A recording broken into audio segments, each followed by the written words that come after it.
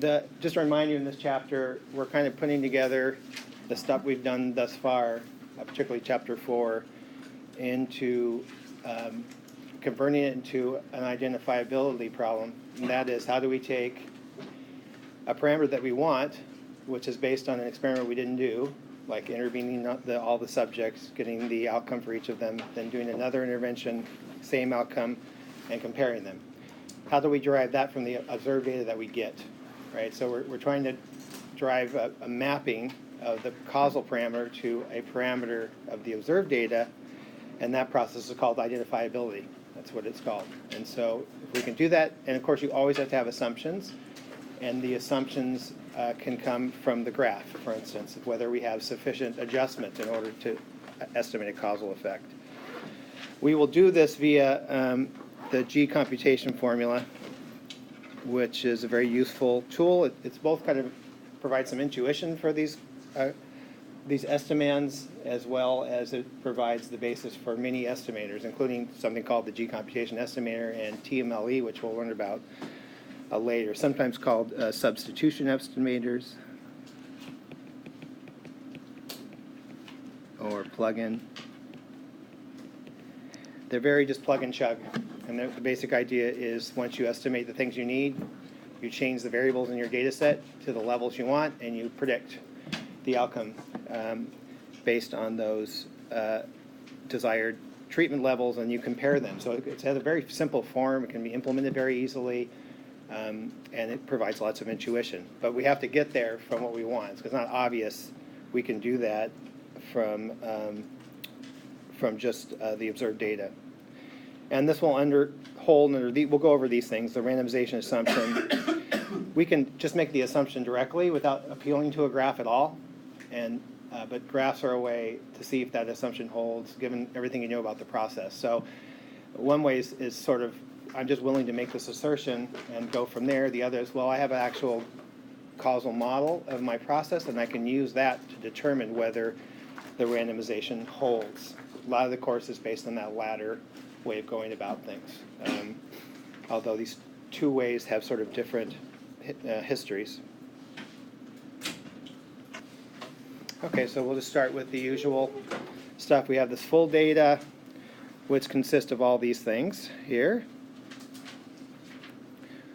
both the error terms and the observed data, the W, the A, and the Y. If we knew that, we know everything we need to know. And for now, we'll assume no exclusion restrictions, so no arrows that we can delete going from the past to the future, basically what that means. So that will be our model. In that case, we're assuming nothing, so that model is a non-parametric model. And we observe these things, of course. We don't observe the error terms, right? We just observe the observed data. Sometimes X is also written in this other context when you don't appeal to graphs, but you do it directly. X sometimes is, let's say A is binary, will be the two counterfactuals in W. So that's another way to represent that. But although I can get those if I know the U's, right? And I know the F's, then I've got it. So our target parameter, like it has been thus far, is this causal risk difference, the difference in the mean across this distribution, the U's, of y1 minus y0. And again, we emphasize that this is a mapping. It's just some algorithm that you apply to the to the full data generated distribution there. So if I know PUX, I know the F's and I know the U's, then I can derive this quantity here directly from that distribution, from basically this and the F's. We don't have the F's, right? And we don't know the U's. So what we want to do is to write this as a function of this. That is the distribution of the observed data.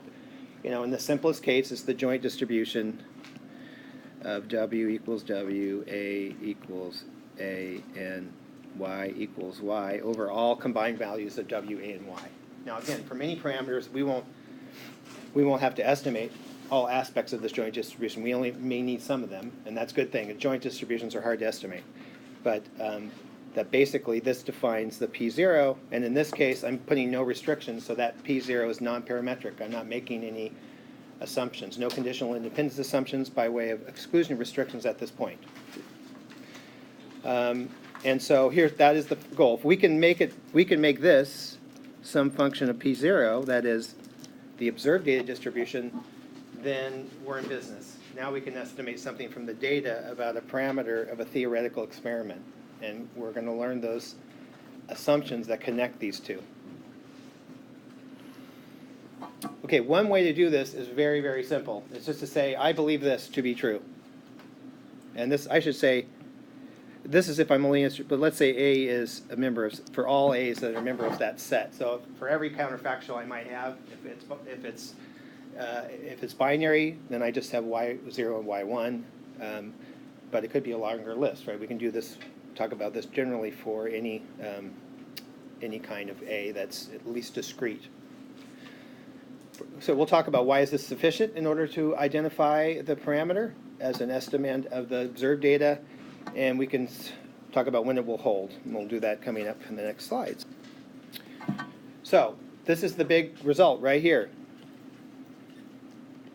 And it's very simple. You first say, okay, I can rewrite this as just putting the YA here because I have that assumption where a person, let's say in this case, has two counterfactuals, and the context does not influence them. The study, the population, they're independent of other people's counterfactuals. So if I get a particular A, I get to observe that counterfactual, which means I can write Y this as this. Does everyone see that? It just says I have two of them. If I'm conditioning, I want to look at the one where A is little a, then I'm essentially observing that counterfactual. And I can see what that's equal to. So that's the first step. Now, in this case, it's not enough because that's not what we want. We really want to be able to look at it within strata of W. And so, oops. How do I go to this point here? What assumption do I have to make in order that I can write this conditional probability right here, oops, as this one right here? Well, it's just this one right here. If I write that, that means Y sub A is independent of A, whatever A is given W. So if I have probability of A given B and C is equal to the probability of A given B if C is independent of A given B, right? If it's independent of that, given whatever else I'm conditioning on, once I condition on it, I can take that out because it doesn't matter if I know A is little a or not. It doesn't change that conditional probability because by definition they're independent, conditional on W. Well, at this point, I've gone from this thing, which I can observe in the data, right? This is just something that it's not a function of any counterfactual. Probability Y is equal to Y, A equals, given A is A and W is W. That's something I can, in theory, just do empirically from the data. I could take all those groups defined by the treatment A and the confounders W and get the proportion of them that have capital Y equals to little y. And I could do that for every combination of little a and W, right? And Y. I could have, if Y has two levels, if binary, then I have to do this for Y is 1, and of course Y is 0, just 1 minus that for in each of these groups. So this is something I can estimate empirically from the data. From data. This is something I can't estimate from that's P0. I can't estimate that from P0 because I don't know why. I don't have YA for every subject. It's missing for some, right? I have Y1 for some and Y0 for other. Let's say little a, let's just make it 0. I don't have 0 for every person because their A may be 1, right? So that's not a random variable I have in my data set. And therefore, I can't estimate that. And so this process right there has just connected something I can estimate to something I can't estimate, but I want. And what is this thing right here? How to describe that probability, this one?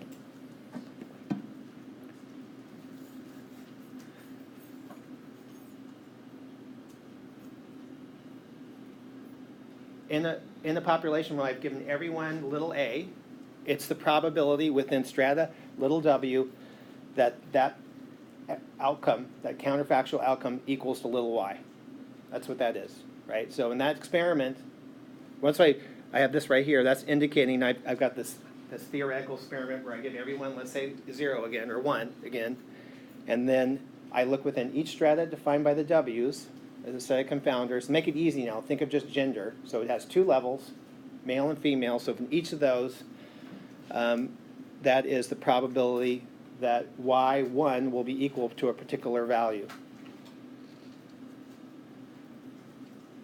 So that's a causal quantity right there, right? That gives me, that is a parameter of an intervention distribution right there. So I mean, I might be happy right there alone. If I knew that for every w, that's a great thing, right? If I know for every strata defined by the w, I can get this probability. I can compare them for different a's within the strata. So a is 0 and a is 1, you know, probability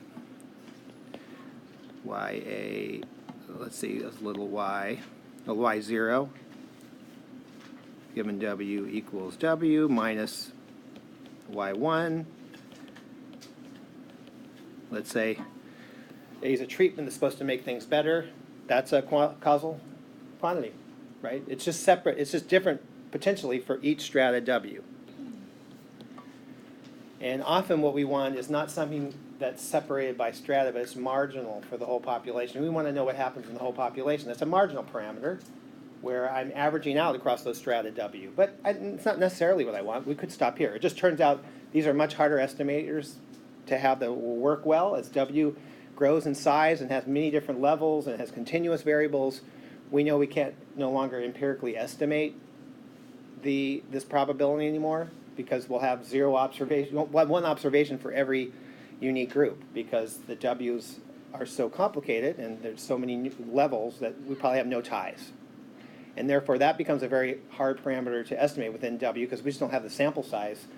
And that's why people often pursue marginal ones because you kind of, by averaging out over those W's, you smooth over all those differences and you're able to estimate something where you can hope to have a confidence interval. Why, if W is very complicated, you may be able to do this, but you can't get inference.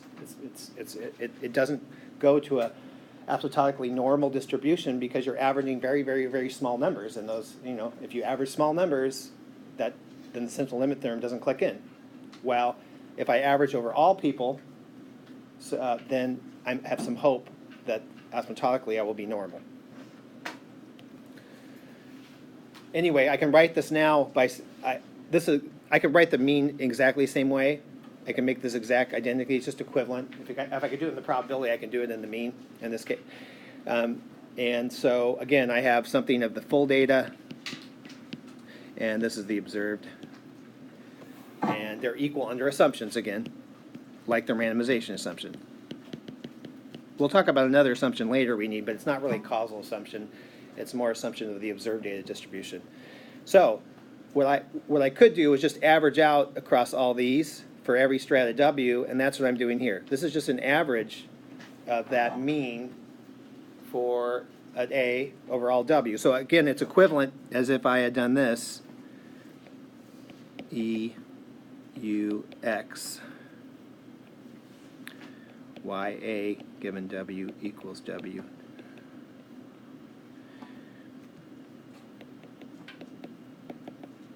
It's equivalent to that. That right here, this thing here, you can see I'm just taking each of these and averaging by, it's a weighted average, right? But that's the definition of an average. I'm averaging over the distribution of W. So if a certain strata has very low probability, it gets a low weight. Strata has high probability, it's a high weight. That just means there's more people in that strata. So you can think of this as just weighting by the number of people in each group. Essentially, it's equivalent to in your target population. I get that mean in each of the groups, and then I average them across. And that is equal to a marginal mean. That is the mean in the whole population if I give little a. And this right here is called an estimand because it's a function of the data generating distribution. So it's an estimand of P0, meaning it defines the parameter as a function of P0. These E0y given A is A and W is W, that right there, that's a That's a part of the distribution of O, of the observed data. And so, of course, is this distribution here. Now, we're going to talk later about estimating this, but you can already see this provides a way of estimating this directly. Because you can imagine, you could estimate this thing here. What does this look like? It's the mean of something in groups. If I want to get the mean, a conditional mean of something given covariates, what do I often do? I give you a bunch of, let's say you're taking 241, and I give you a bunch of covariates, and I say, okay, give me a model of the probability of disease given those covariates. What do you fit? Regression. Logistic regression, right? So a regression probability really is of like y is 1 in this case, if y is binary, in the case of 241. It's just the same of the mean of y. So it's just equivalent to this. So I could estimate this with some regression, right? I could get an E hat by doing logistic regression or linear regression or something. We're going to learn as the course goes on more methods that are more non-parametric, that don't make strong assumptions because we don't need them. You can see this parameter 1 is not a function of any betas in a regression, right? It's just a function of a regression here. So I have to get some model where I can predict y within strata. And this right here, the probability W is equal to W, well, I can just get the empirical. I just look at how many people have that. And say, okay, the proportion of people that have this strata is this. Now, if that reduces to 1 over n, it turns out that's fine. That is, everybody's unique strata, this will just turn out to be 1 over n. And you'll just be summarizing over all the observations. But if there's ties, then when I estimate this, it's just the proportion of people that have a particular pattern defined by the W's. So I can estimate that easily. I can estimate the regression easily, and then what I do is I just want to predict this given what I observe and the particular value of A that I want. That we're coming to that, so you don't have to understand that at this point. That's coming, but you can sort of see how this estimand that defines our parameter of interest with assumptions can now be broken down into an estimate, where we estimate parts of the estimand by regression or just the empirical distribution. Now, what if I don't want to just assert this? That is, the treatment or the exposure of interest, whatever A's happens to be, is independent of the prognosis, what the outcome is going to be under the different counterfactuals given the covariates. It basically means, you can think, the way you can come up with a plausible way that that's not going to be true is that if there is unmeasured confounding. So in fact, it's still, what I get with treatment is still related to what my outcome is going to be because it's connected by these unmeasured things. But if my W contains everything I need, then this might be a plausible assumption. Then in fact, A is essentially randomized with respect to the prognosis of the unit you're studying, the person, let's say, given covariates. However, we want to learn ways we can use the graph to see if this is in fact true. And there's a lot of different ways that could be true from a graph. There's several graphs for the same 3 variables that will result in that being true. And there's some graphs that will result in that not being true, that you cannot come up with that randomization assumption being true for your particular causal model. So this is what Pearl and others stress, is using the graph to get identifiability. Knowing this is our goal here, we see if in fact the graph implies it or not. And we can use those rules that we talked about before, the backdoor pass, deseparation, to determine whether we have sufficient adjustment by the W's such that this criteria, this randomization criteria here is in fact true.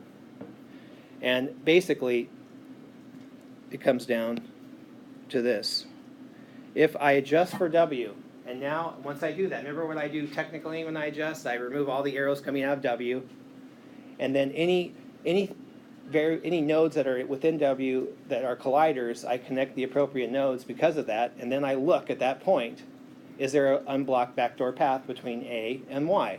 If there isn't, then W is sufficient, and this criteria is going to be true. If I still have a backdoor path, then, well, I have unmeasured confounding. I can't invoke the randomization assumption. I may still end up doing the same estimand, and we'll get to that justification later, the same estimator, based on the same estimand, but I, will have to have caveats that I don't really have all the assumptions I need. And so really, this point of the lecture on is sort of just looking at examples and seeing, okay, can I invoke the randomization assumption or not in order to get to that estimand that I need in order to build my estimator to get my causal effect estimate.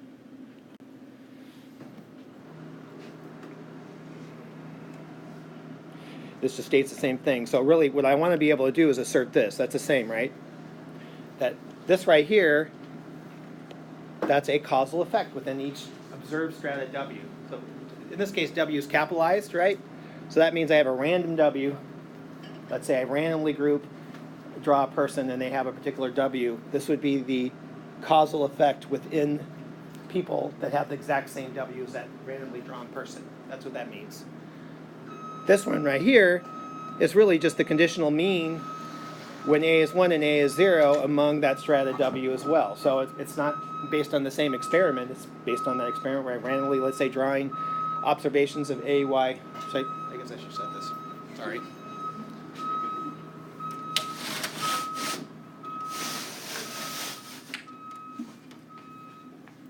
He's almost done. Back it up. So this case, I could derive this empirically from the data, this one right here.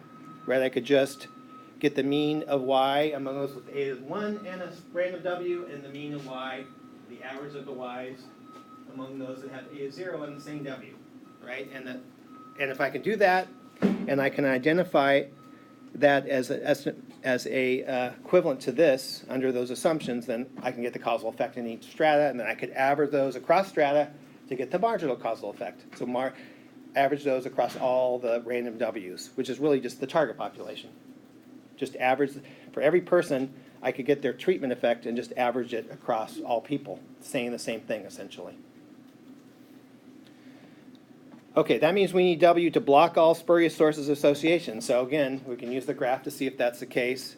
We don't want it to create any spurious new sources, right? That means we don't want to create colliders where we've created confounding that didn't exist before, that we don't somehow account for with other adjustments within W. And we don't want to adjust for anything that's on the causal pathway. So W can't contain things that go from A to Y, because then we're adjusting away the effect of A, right? So those are kind of the three criteria that you want, but again, you can come up with a set of characteristics you need for W to be true, or you can just do that little game on the graph and they're equivalent, right? That's the whole magic of those graphic rules, because the proofs have been done that show that if you use this criteria, you get W's that are sufficient. Again, here's another way to put it more formally, and it'll satisfy the black criteria if you can say these, if you can do these things. It satisfies all these criteria. No node in W is the descendant of A. You don't want anything in the causal pathway, right? You don't want anything that connects on a path that goes from A to Y in W, okay? And you want it to block all backdoor paths from A to Y. So you don't want any unmeasured backdoor paths that go from into A and connect to Y, because then you have common causes that aren't measured. You have unmeasured confounding, right? So there's some intuition that goes with this despite these the sort of formulaic rules. So let's continue. Okay, here's an example. I'm interested in the causal effect of A on Y. Is there any unblocked backdoor paths before I do anything in this case? There, you can't read it. The answer, of course, is no, right? Because if I go, here's the only path into A. So I go up here, and I hit a collider. And you can see there's no common causes of A and Y, right? B causes A, but it's independent of Y. And D causes Y, but it's independent of A, right? So basically, the empty set is all I need. Which means I don't have to adjust for anything. There is no W in this case I need. And therefore, I have that YA is independent of A, period. I don't have to condition on anything in that case, because I start with no unblocked or backdoor paths. How about in this case? Well, I can't adjust for u because it's unmeasured by definition. If it says u there, it's unmeasured, right? So I have this path is going to be there. What happens if I adjust for b? It's on the backdoor path. So I can't come up with a criteria here. There is no set I can adjust for, so I have an unblocked backdoor path. So there is no identifiability in this case. Unless if I measured u, it gets more complicated. But we'll go over that. But since B is on the pathway, Yeah. if you don't adjust for U, like what will you see? Like would you still see the total effect from A to I mean, there's no single answer to that because it depends on it depends on this relationship and that relationship and this. So it depends on all of them, actually. Depending on what they are, I could have it underestimate, overestimate. Yeah, there's no universal answer. Does a no answer your question? Okay. Okay, in this case, let's say we didn't have this. Let's take this out for now. Or maybe we have it. We'll see in a bit. In this case, is there any unblocked backdoor paths? Well, if this arrow isn't here, the answer is definitely no, right? Because this is independent, A goes to Y. I would never want to adjust for B, nor would I want to adjust for Z, right? Because Z would be, it's not an arrow that's going into A, right? So you wouldn't consider it for adjustment anyways. If you adjust for it, again, the consequences are uncertain. I know it'll be biased, but I don't necessarily know how it will be. Because Z is a proxy for B, and adjusting for Z is like adjusting for B, which is on a causal pathway. So you know something bad will happen. But again, it's not something you ever consider. You only consider arrows going into A. And the only one going into A, if I get rid of that, is this one. And that one doesn't have any paths to anything else. So at this point, I have YA is independent of A directly from the graph without adjustment for anything. How about this way? This is like the situation we had earlier. There's no exclusion restrictions. There's no, and assuming the arrows thus are uncorrelated in any way. So in this case, is there any hope of deriving an estimate that will be an unbiased estimate of the causal effect of interest? And the answer is no. Right? There is no, if I condition on W, so let's do that. If I condition on W, I get rid of this, I get rid of this, right? But I have this here, and it goes all the way around, right? Or this goes all the way.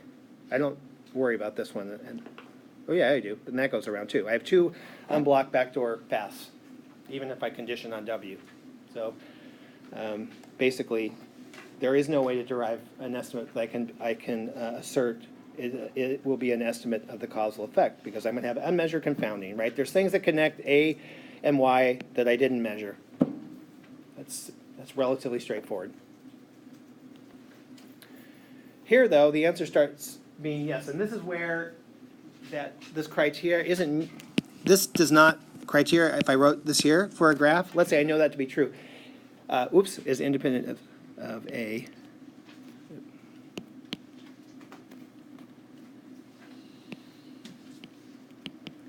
Let's say I know this to be true right here. That doesn't define what graph it has to be if I have those three variables. And let's say I know basically I have this one. I know W goes to A and W goes to Y, and I'm interested in the path from A to Y. Even if I know that, there's several graphs depending on the correlation of the UW and the UA and the UI that will have this criteria be true. Okay, and in this case, if I adjust for W, is there any more unblocked backdoor paths? Is W sufficient? Yeah, because if I do this, I adjust for W, I get rid of those two paths, right? And then here's a path that's left, and it goes up, and it stops. Because I adjust for W, there's no more pass out. So therefore, I can have correlation between the errors, the unmeasured things going to A and W, as long as there's no connection here to the Y, I still am okay if I adjust for W. Again, it's a somewhat of a tedious exercise, but it means I can adjust for W, and this will be true in this case. And again, this is just another way of writing the G computation formula right here. Can you guys see that? It's just, you take the mean, conditional on the value you want, A is 1, and W. So this is one counterfactual I want. So I set everybody in the population. I want to know a conditional on the group that's 1, and a random W. And again, you can think of this as like a prediction. If I knew the true model, I could predict Y, given A is 1 and some random W. I could predict Y, given A is 0 in that W. I take the difference, and then I just average across all random W's in my population that I draw randomly. And if I draw the whole population, it's equal to this true value. If I have a subset of the population, it will be an estimate of it, right? Just a question on notation, so the zeros in these cases always mean the truth? And It means the not referring observed to data. counterfactual? Yeah, Okay. the 0, anytime it has a 0 in front, it will mean with respect to the observed distribution. When it has the UX, it'll be with respect to the counterfactual distribution. So this is with respect to the observed distribution of W. And the 0 means true. We haven't really gotten that distinction. I'm indicating that this is one, I'm interested in a single point in the parameter space, which is where this thing equals at the true observed data generated distribution. That becomes important in some theoretical exercises that we'll get to later, but right now, that 0 doesn't add much. It's just think of it as the observed. But if there's a connection between UW and UY, then W is, doesn't satisfy the vector criterion, right? In this case? If you connect UW to UY, Let's see. I think we have another one coming up.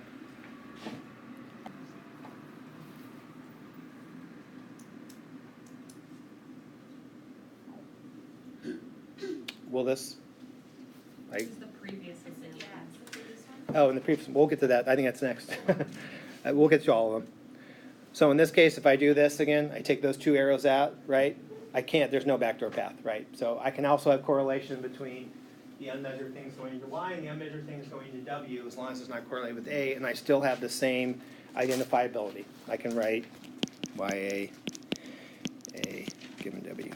So that's 2 graphs that have that true. So you can see it's not a one-to-one. If I say this is true, it's not saying which graph is the true graph.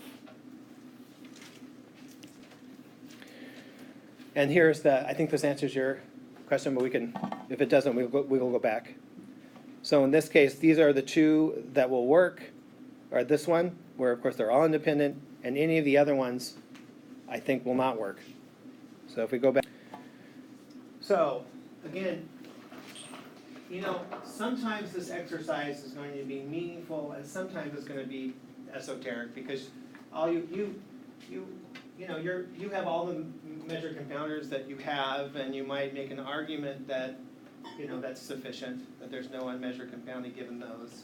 And so even these error terms, which are really, think of the unmeasured things that are going into the A's and the W's, it's going to be an abstraction unless you say, oh, I just know there's something that connects these 2 I didn't measure, As long as there's not something that connects these 2, I'm okay. It's going to come down to more simple arguments like that for practically, I think, generally, that we typically don't have super refined idea, except for the fact that we can almost always assert.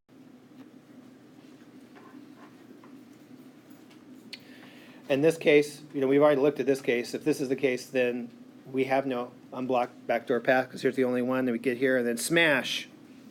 It hits a collider, and I'm done. If I adjust, and let's say these are unmeasured. This is a situation, if these were unmeasured, Z1 and Z2, and I adjusted for W, I would suddenly have confounding, right? If I don't have confounding, then I know that, YA is independent of A, conditional on the empty set. So I'm nothing. And therefore, I can estimate, this is a causal estimate, right, of this quantity in this case, right? That's why we do randomization. If I randomize A, if A, in this case, you can think of a little UA coming in here. I have some randomized A, a coin flip for each person. that means I can estimate the counterfactual mean difference if I gave everyone treatment versus, let's say, placebo, by just getting the mean among those that had the treatment and the mean among those that had the placebo, taking the difference.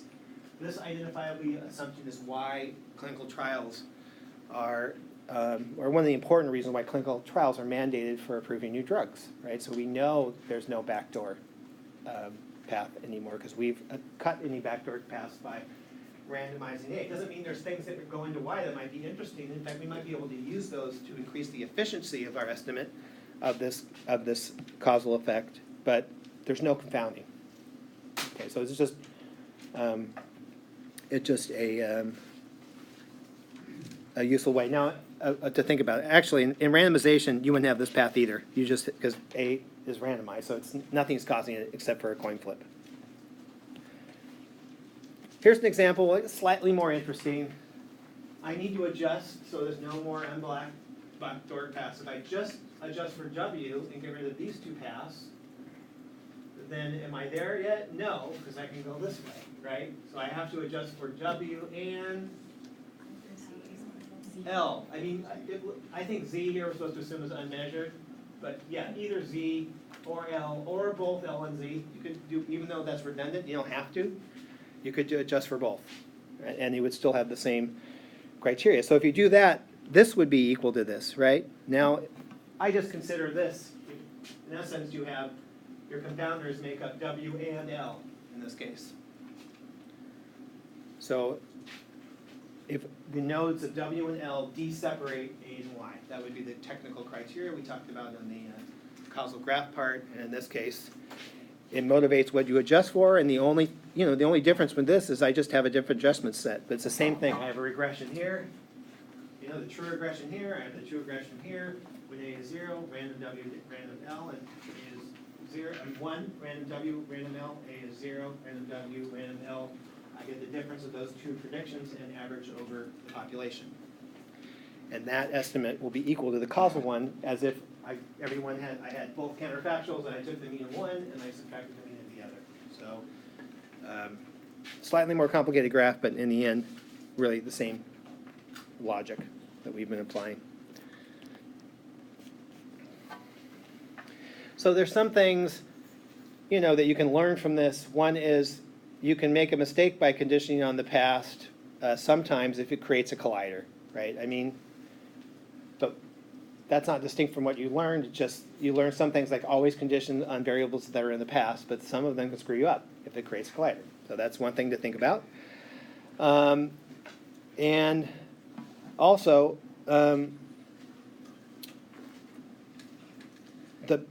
that isn't necessarily you're going to condition on one node, that you may have to condition on two nodes in order to have the backdoor path block.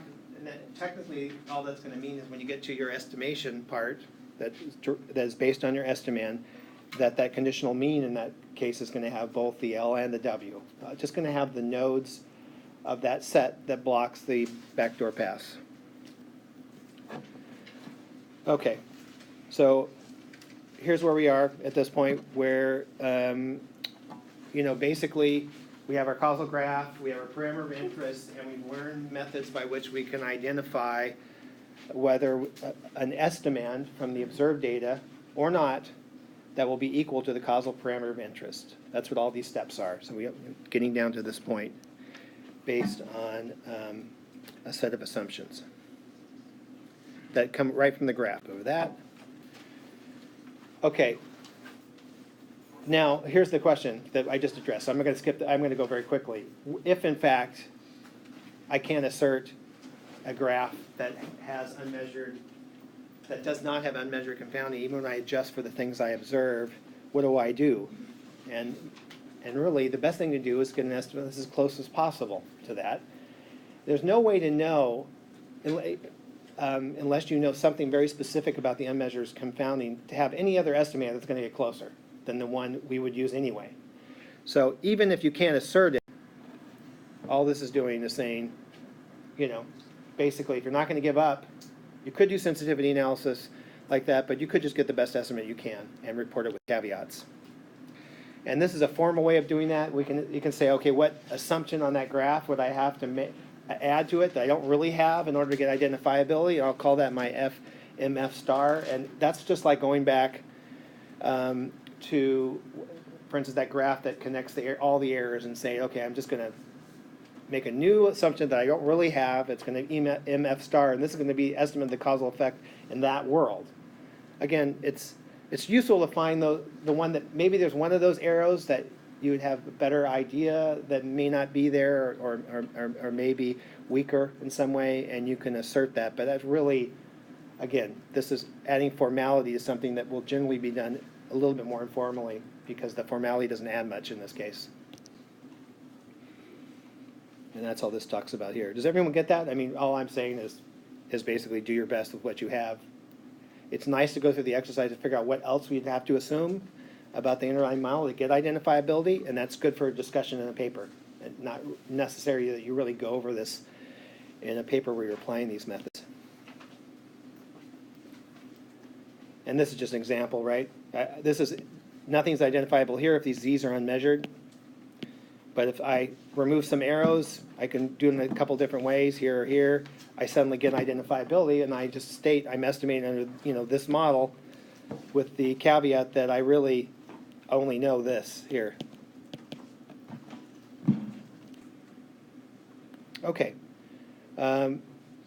Just to summarize, we're going to go over this quite a bit in the course because this motivates a lot of our estimators, but this is the so-called G computation. And again, under assumptions, it's going to be equal. These things are going to be equal.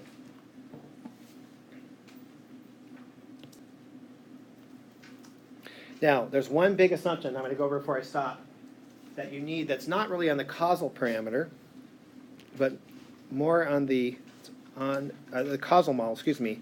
It's an assumption on the observed data generating distribution. So in theory, you could actually test from the data whether this is true or not. And it can have a big impact in your estimator if it turns out that it's violated. And it's called positivity. And in short, it just means that for every counterfactual level of interest, little a, within every strata defined by the W, you have to have some positive probability of observing that A. If there's some A for which, for some strata you never see, I can't estimate a mean difference. I can't, if I go back, I can't estimate this here because this will be undefined. If in fact there are some W's here for which you never observe that, right? It's undefined. And therefore, I can't even define my estimator. If I didn't know that and I just go ahead and do these plug-in estimators and I'll extrapolate something here, right? That's what you do with logistic regression. I may have a bunch of W's and a treatment of interest. I put them all in a logistic regression. It's not going to give you a warning that this is true, right? It doesn't do, it estimates it just fine because parametric models will extrapolate. And if you have a situation like here, let's say this is Y, and this is A, 1 and 0, and I may observe this, and this is for W equals 0, and I observe this for W equals 1.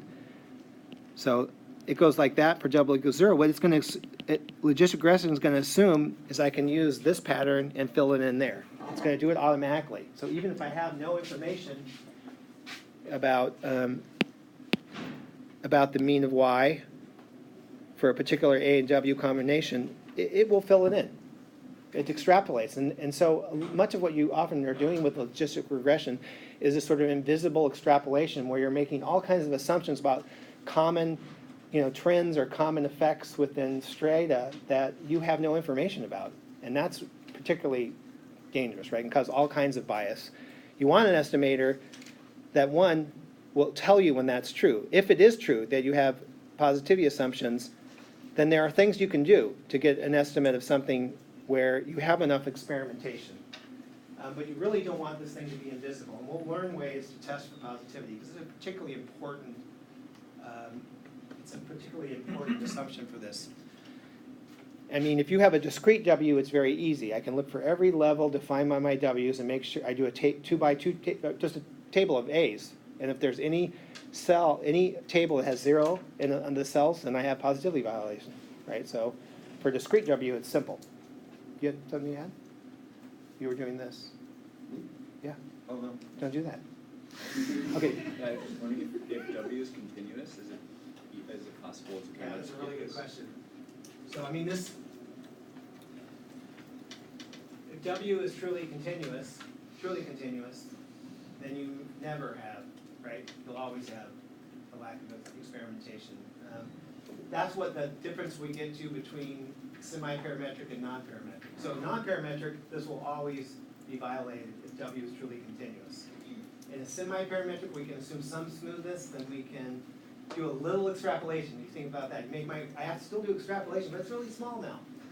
And if it's really small, then I'm not as worried. If I'm extrapolating from age 50 to age 51, or age 50.2, I don't expect giant changes in the underlying causal effect within that group. So that, assuming it has to vary at least smoothly. Let's say I have data at 50 and data at 52. Extrapolating through 51 isn't such a big deal as long as I'm not extrapolating over the whole age, right? If I assume age is continuous as a single main effect in that regression, I'm assuming I can extrapolate over the whole age range the same. But as long as the extrapolation is local, I may do okay. And that's where we're going to learn about superlearner and these technical violations for continuous W. We still have hope because we can invoke the possibility for successful local extrapolation. But it's a very subtle, very good question, and I know my answer is not satisfying, but it's the best I can give at this point. Alan? Yeah. One thing I struggle with understanding the positivity assumption is that as written there, the minimum, Well, the minimum- the A's. Right, take the smallest one. Yeah, so that to me says that the theoretical probability of viewing a certain treatment level within a certain strata needs to be greater than 0. Is it possible for that to be true, but then to not observe it? Oh yeah, that's the difference between, well, we'll get to. Oh, This is a theoretical positivity assumption. There's also a practical violation, which means, sure, it may be that if I had an infinite sample size, this would always be true. For finite sample, I could have strata for which I don't observe both things. That's a practical violation. That also has an impact, and it's an important one. Can't be distinguished from a theoretical one from one data set. So it essentially has the same kind of impact, but probably theoretical ones are never true because I went to an infinite sample size. Unless there's some systematic structural reason, I'll probably get some A's in every strand of W. But so it's often a finite sample problem. It's a practical violation problem, and that is just as important.